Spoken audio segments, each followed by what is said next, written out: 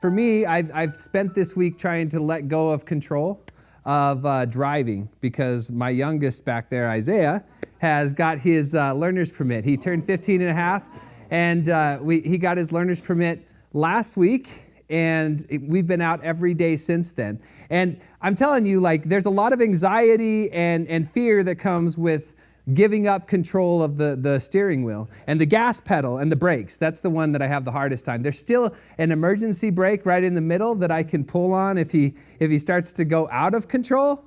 But for the most part, I'm holding on to that oh no handle, right? That one up here. And I'm white-knuckled, and he's not even doing anything wrong. I got to be fair to Isaiah. It's not that he's a bad driver. I mean, he doesn't know how to drive yet, but he's not a terrible driver for only driving for a week. But I just don't like giving up control, and especially giving up control of a vehicle that he doesn't know how to control or how to drive anyway, right? And so Carol is laughing because she got to follow us to church Saturday, and he was going down the mountain towards the four-way stop on Gonai, and he shifted from third to first real quick.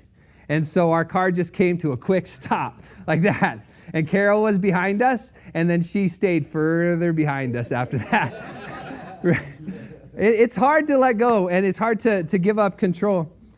I think that's something that's probably true for us throughout history, just part of human nature. But it would have been definitely true for the post-exilic community that Zechariah was talking to. Remember, he's talking to a group of people that just came back, rebuilding the temple, and they really don't have any control. They're led, or the government that's above them is the nation of Persia, and they don't have control. It's only because Persia allowed them to go back and allowed them to start rebuilding that they can even do that in the first place. So they're a nation and a people that don't have a lot of control.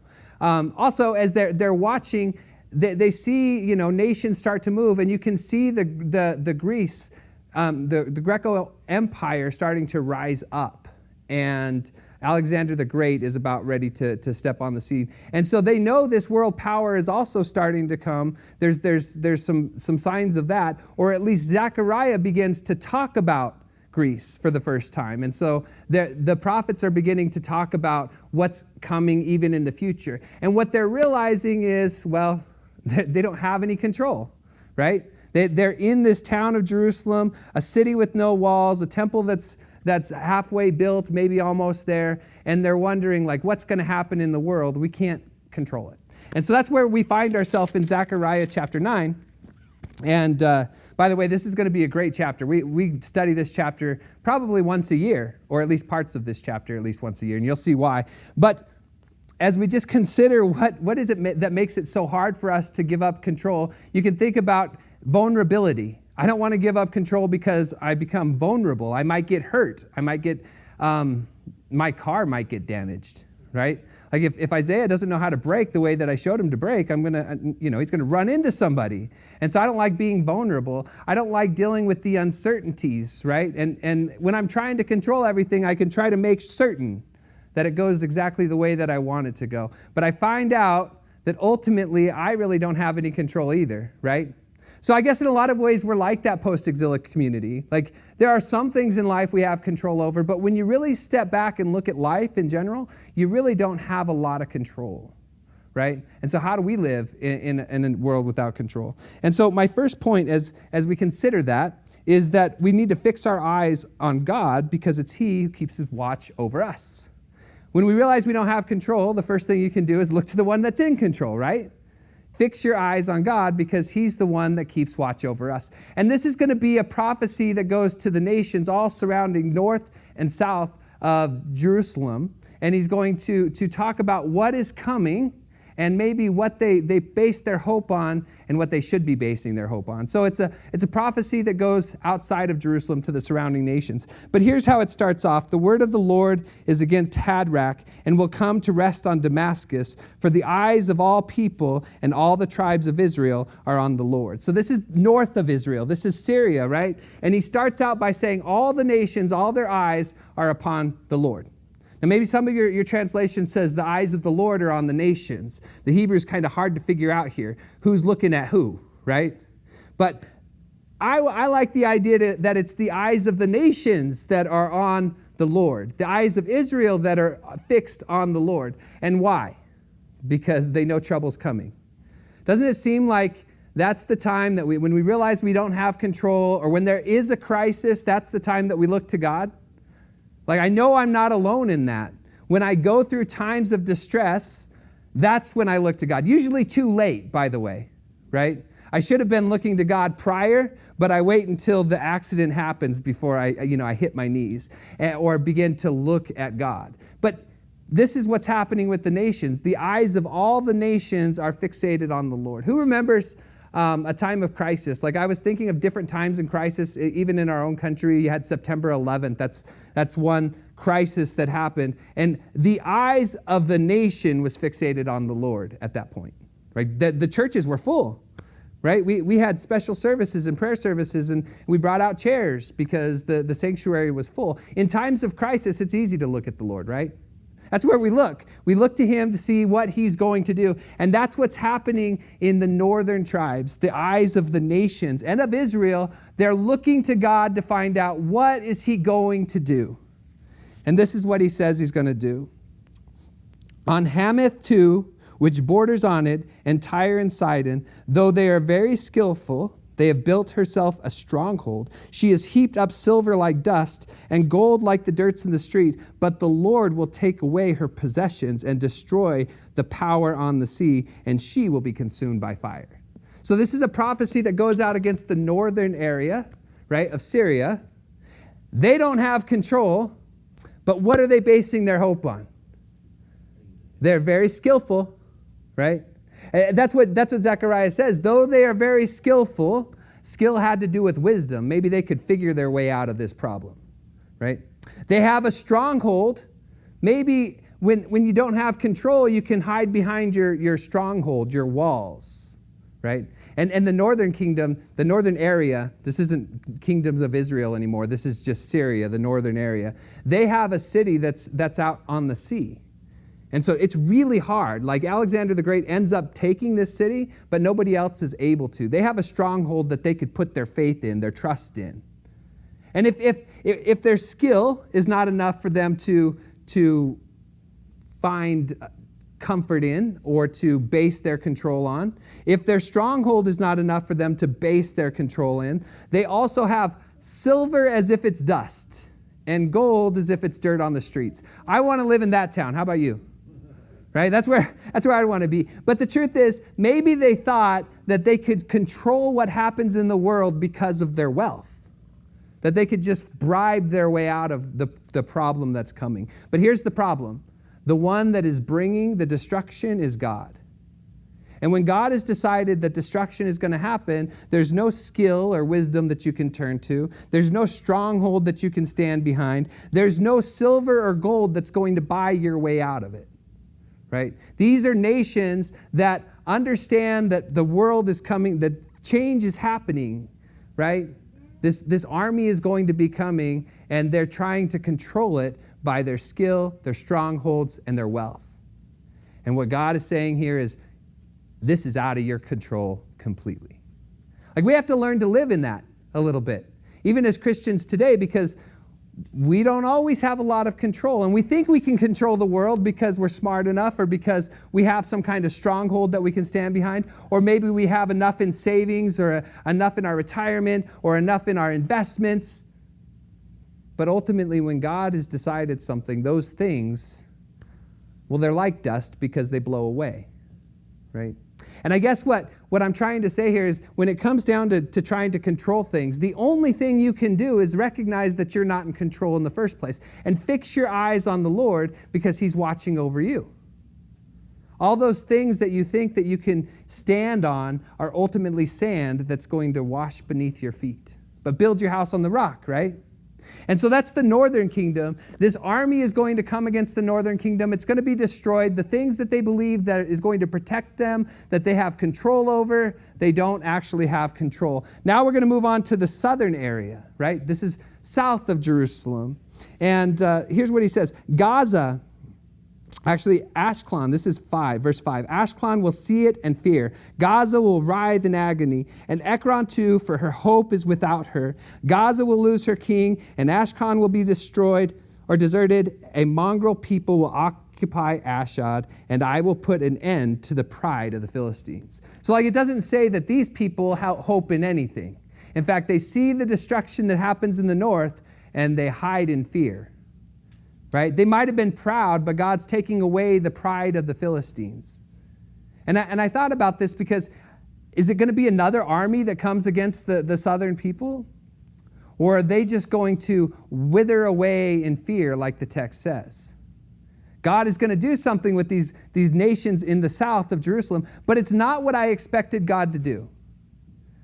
In fact, God brings them into the fold.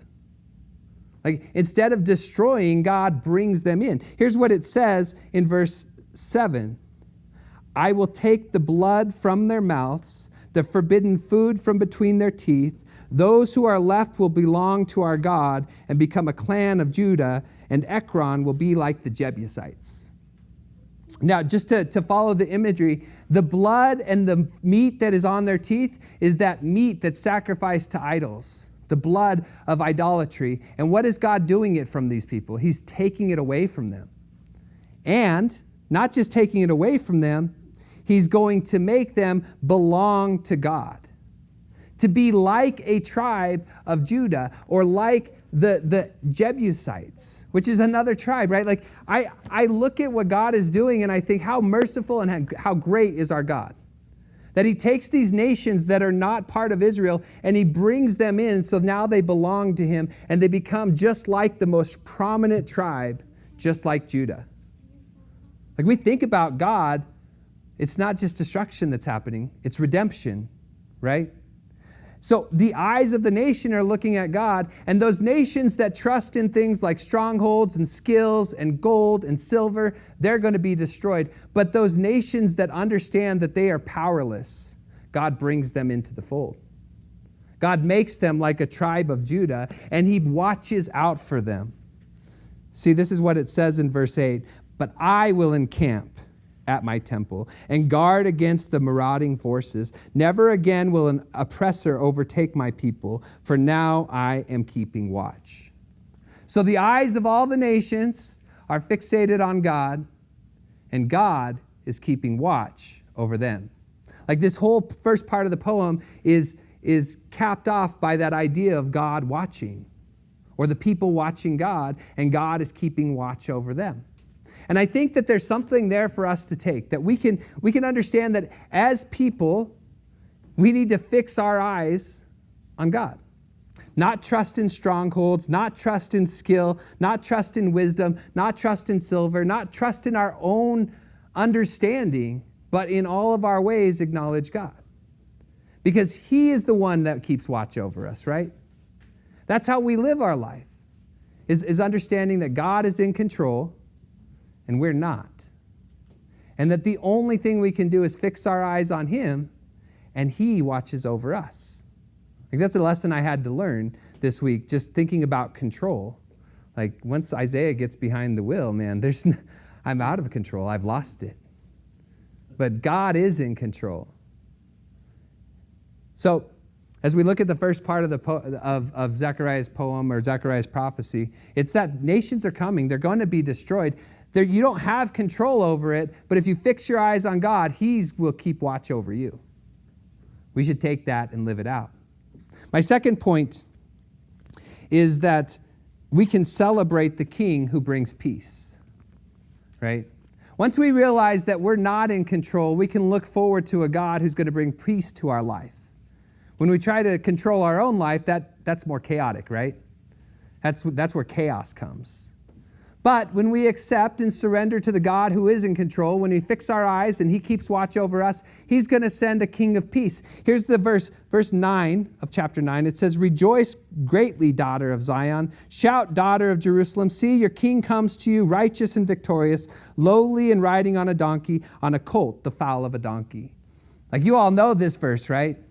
This is one that we probably reference at least once a year. Every Palm Sunday, we preach on either Matthew, Mark, Luke, or John, and we go back to Zechariah because we have to explain why Jesus would pick a colt to ride down the Mount of Olives and go into Jerusalem. Why did he choose that imagery? And the reason Jesus chooses that imagery is because he wanted to relate to what Zechariah is saying here.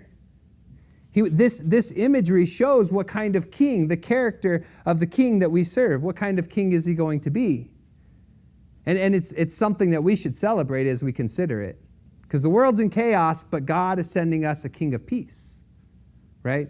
And so we can rejoice greatly. That's what it says. We can, in the midst of the storm, we can smile.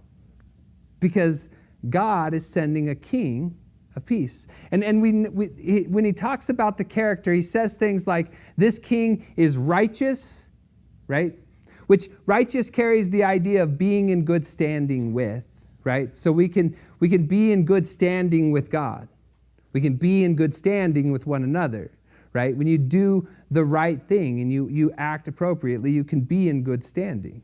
You can be unrighteous, and that means you are not in good standing with, well, whatever it is that you're talking about. You can be unrighteous in your relationship with God, or you can be righteous in your relation, to be in good standing with God. You could be a righteous citizen, or you could be an unrighteous citizen.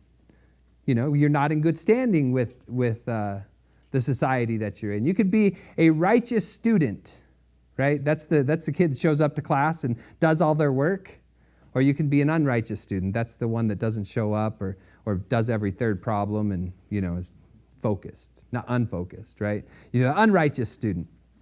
And so this king that is coming is righteous, meaning he is in good standing. But since he's the king, he's the one that actually makes judgments. And his judgments are also righteous, right? Like they're justified. He's someone who can judge fairly. That reminds us of Jesus, doesn't it? And it says that he's victorious, and that word victorious also means to save, right?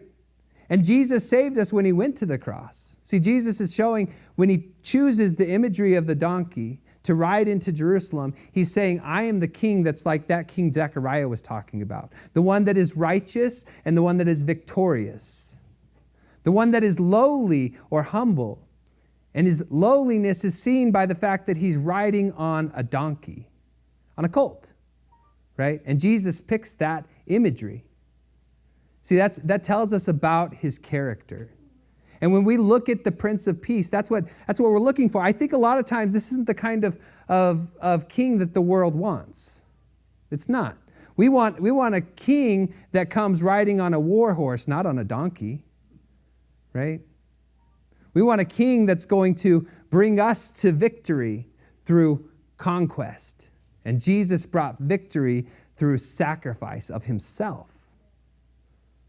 Like that's the kind of king that we need, but it's not the kind of king that we look for in our leaders. No, we need strong. Jesus is strong. But when he saw Jerusalem, he cried. We would say, boy, that's not strength. That's what we would say today.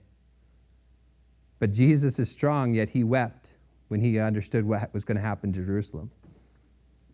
So we see his character, and we know that he's the kind of king that we need. He's righteous, victorious, he's lowly, he's riding on a colt. And that's the kind of king that's going to bring us peace. And his kingdom is not what we think kingdoms are. Here's what it says about his kingdom. In his kingdom, verse 10, I will take away the chariots from Ephron, the war horses from Jerusalem. The battle bow will be broken, and he will proclaim peace to the nations. Wait, we want kingdoms that are founded by force, don't we? We like why is this king of peace coming in and taking away all the instruments of war? What is he doing with the war horses? We need those to protect ourselves. What is he doing with the battle bow? How am I going to defend myself? We want a king, and here's this king, and he's bringing peace. And the peace that he's bringing is symbolized by the fact that there's no need for these weapons of war. Now, it gets a little bit complicated because later on in the same poem, like Zechariah says that God is going to take Judah as a bow and Ephraim as an arrow, and he's going to shoot it into the nations like lightning. So there's obviously some reason here for instruments of war, but not in his kingdom. Like, you leave that up to God, who can wield the bow and control the arrow, right? And so this kingdom is the kind of kingdom that can actually bring peace in the midst of conflict, right? And it's not just peace for Israel itself. It's peace for every nation, which is, like, we talk about that today and we say, of course it's peace for every nation. That's because we're 2,000 years or so from Jesus, who died for the whole world. This idea of peace for every nation wouldn't have set so well with Zechariah's original audience. They only thought God was for them, and the rest of the world had to figure it out on their own. But here, throughout Zechariah, we've been talking about this king that's coming, that's going to bring peace to all nations. See, he was talking about it in chapter 2. Look at Zechariah chapter 2, if you want. Verse 10,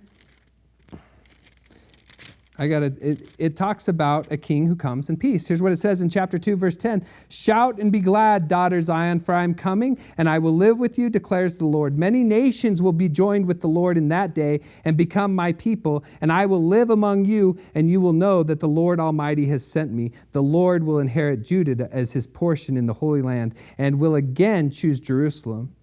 Be still before the Lord, all mankind, because he has roused himself from his holy dwelling.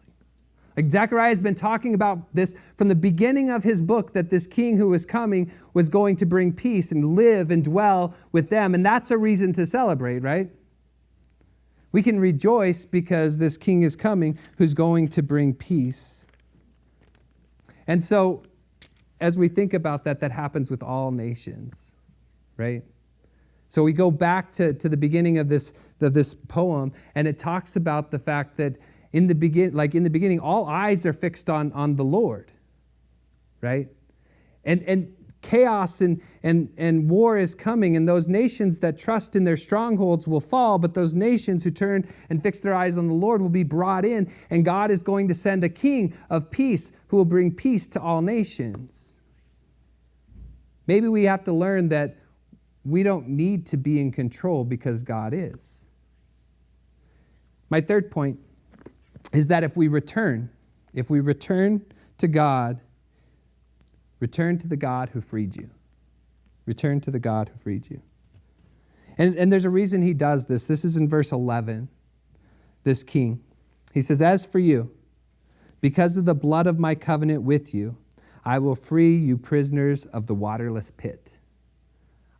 All week I've been thinking about that imagery of prisoners of a waterless pit, right? And God's saying he's going to free you from your prison of a waterless pit. And I'm like, what is that? What kind of pit am I in? It's a pit of sin, right? It's a pit that I can't escape from. There's been a couple people in Scripture that's thrown into a waterless pit or a well. Jeremiah is thrown into a well. And he goes down into the mud, and it comes up to his legs. He can't get out. And the king has to send people to come and help pull him out. But as John just said, Joseph is also somebody who's thrown in this waterless pit, right? And he's thrown in this waterless pit and then carried off to the Gentiles, sold as a slave. But I think we have a God that's really good at pulling us out of this waterless pit, right? Because I've been stuck in that waterless pit. I've been stuck in that well. And I know we have a God that does it, and he does it because of the blood of the covenant. And by the way, every covenant that we see in Scripture usually has blood attached to it, right? Abraham is cutting animals in half and walking between, and the blood is flowing down. Moses takes the blood and sprinkles it on the people.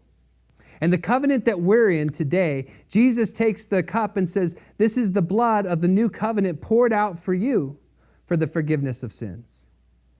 See, that's how he frees us from this waterless pit. He does it through the blood of the covenant. And when he goes to that cross, the veil is torn from top to bottom, and now we have access to God. No longer are we stuck in a waterless pit, but we can go to our stronghold, who is God.